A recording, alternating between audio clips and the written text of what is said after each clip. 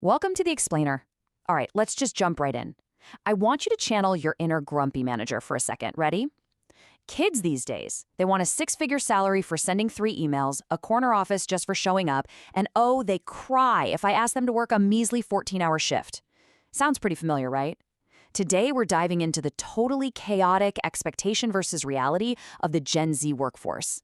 We're going to bust some big myths, look at the actual data, and figure out, is an entire generation just inherently difficult, or is the traditional workplace completely out of touch? So the million-dollar question, are Gen Z truly lazy, or is the corporate system just fundamentally broken? Look, for decades, older generations have been absolutely obsessed with this idea of unpaid company loyalty. You know the drill, you grind, you suffer, you sacrifice your best years, and maybe, just maybe, you get a branded company mug when you retire. But suddenly, this new generation walks into the office, takes one look at that deal, and politely says, yeah, no thanks. So are they entitled, or are they literally just the first ones to read the fine print of the social contract? Let's look at the facts. Myth number 1, Gen Z is inherently lazy and absolutely refuses to grind. Employers everywhere are literally tearing their hair out over this supposed lack of passion. But to understand what's actually going on, we kind of have to zoom out and look at the global trends. Take the whole quiet quitting phenomenon. Despite the super dramatic, terrifying name, it doesn't actually mean quitting your job. It just means doing exactly what you're paid to do and absolutely nothing more. So no unpaid overtime, no answering frantic emails at midnight. The data actually shows us that when working conditions are fair, Gen Z naturally engages fully.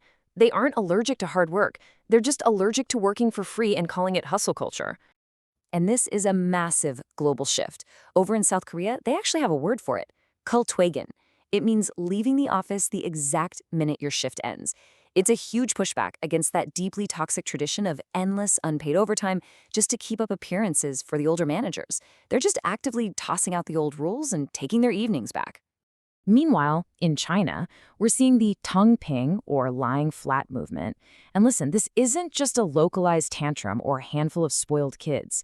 It's a deliberate, massive societal response rejecting the intense rat race and that relentless 996 work culture, working 9 a.m. to 9 p.m., 6 days a week. Yeah, no way. This is a coordinated, global economic response to deeply flawed work cultures that demand literally everything but give very little back.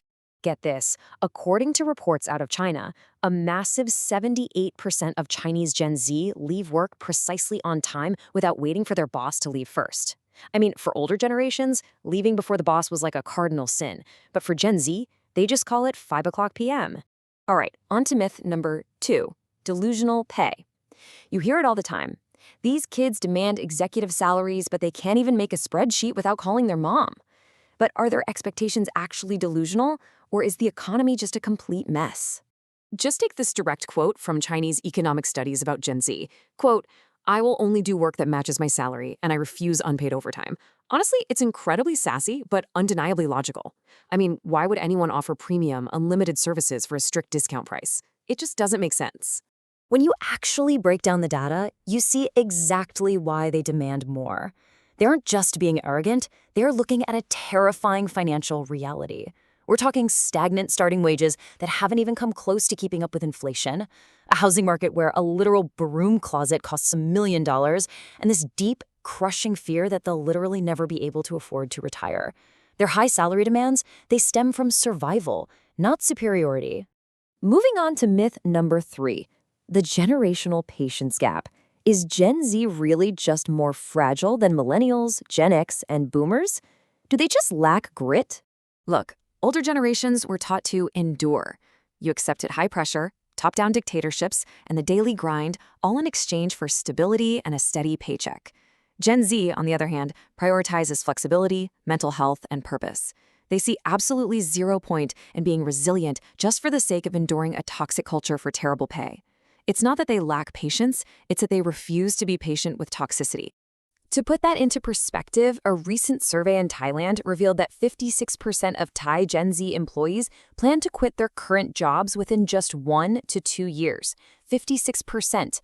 To a traditional HR manager, a turnover rate like that is the stuff of actual nightmares. So why the mass exodus? Well, they aren't quitting because the work is too hard.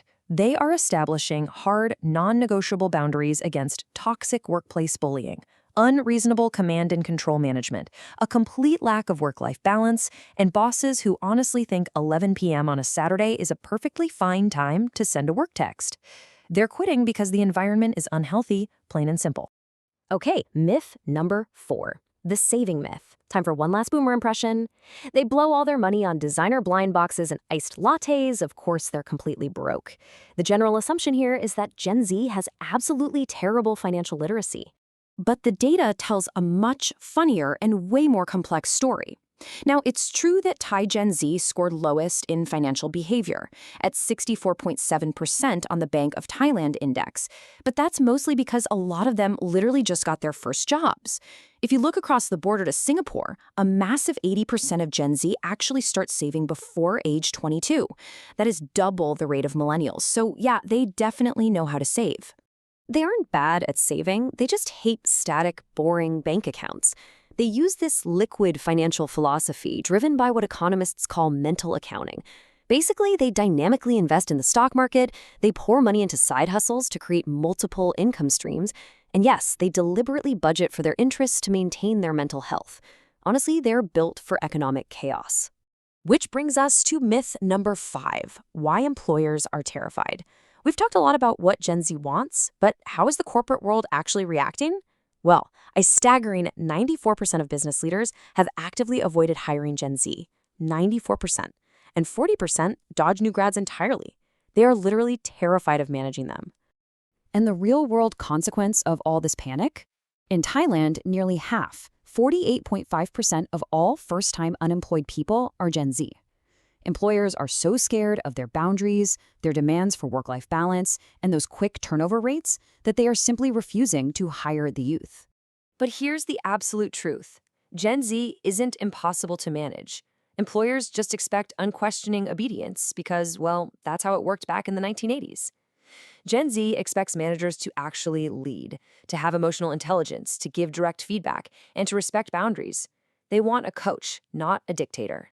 Think about this. By 2030, Gen Z is going to make up nearly a third of the global workforce. You literally cannot run the future economy without them. So if companies refuse to adapt to the Gen Z mindset and just continue to cling to those outdated toxic management styles, will they simply lose the talent war of the future? Definitely something to chew on the next time someone complains about kids these days. Thanks for joining me on this explainer, and keep questioning those myths.